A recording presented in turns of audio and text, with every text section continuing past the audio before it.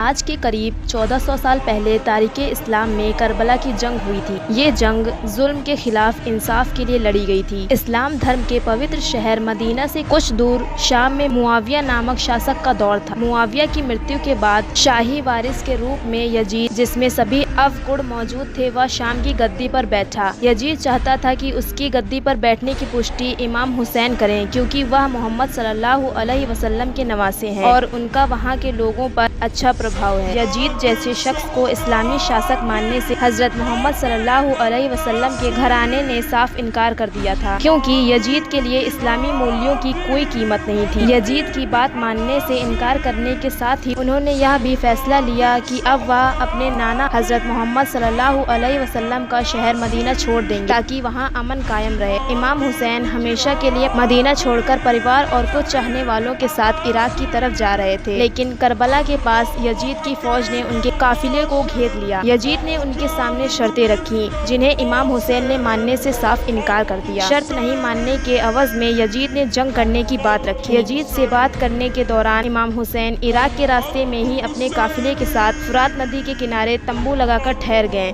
لیکن یزیدی فوج نے امام حسین کے تمبوؤں کو فرات ندی کے کنارے سے ہٹانے کا آدیش دیا اور انہیں ندی سے پانی لینے کی اجازت تک نہیں دی۔ امام حسین جنگ کا ارادہ نہیں رکھتے تھے، کیونکہ ان کے قافلے میں کیول 72 لوگ شامل تھے، جس میں ان کی بہنیں، بیٹیاں، بیوی اور چھوٹے چھوٹے بچے شامل تھے۔ یہ تاریخ 1 محرم تھی اور گرمی کا وقت تھا۔ غور طلب ہو کہ آج بھی عراق میں گرمیوں میں دن کے وقت سامانیہ تاپمان 50 ڈگری سے زیادہ ہوتا ہے۔ 7 محرم تک امام حسین کے پاس جتنا کھانا اور خاص کر پانی تھا وہ ختم ہو چکا تھا۔ امام صبر سے کام لیتے ہوئے جنگ کو ٹالتے رہے۔ 7 سے 10 محرم تک امام حسین، ان کے پریوار کے ممبر اور انویائی بھوکے پیاسے رہے۔ 10 محرم کو امام حسین کی طرف سے ایک ایک کر کے گئے ہوئے شخص نے یزید کی فوج سے جنگ کی۔ جب امام حسین کے سارے ساتھی مارے جا چکے تھے، تب عصر کی نماز کے بعد امام حسین خود گئے اور وہ بھی شہید ہو گئے۔ اس جنگ میں امام حسین کا بیٹا زین العابدین زندہ بچے اور بعد میں انہی سے محمد صلی اللہ علیہ وسلم کی پیڑھی چلی۔ اسی قربانی کی یاد میں محرم منایا جاتا ہے۔ کربلا کا یہ واقعہ اسلام کی حفاظت کے لیے حضرت محمد صلی اللہ علیہ وسلم کے گھرانے کی طرف سے دی گئی قربانی ہے۔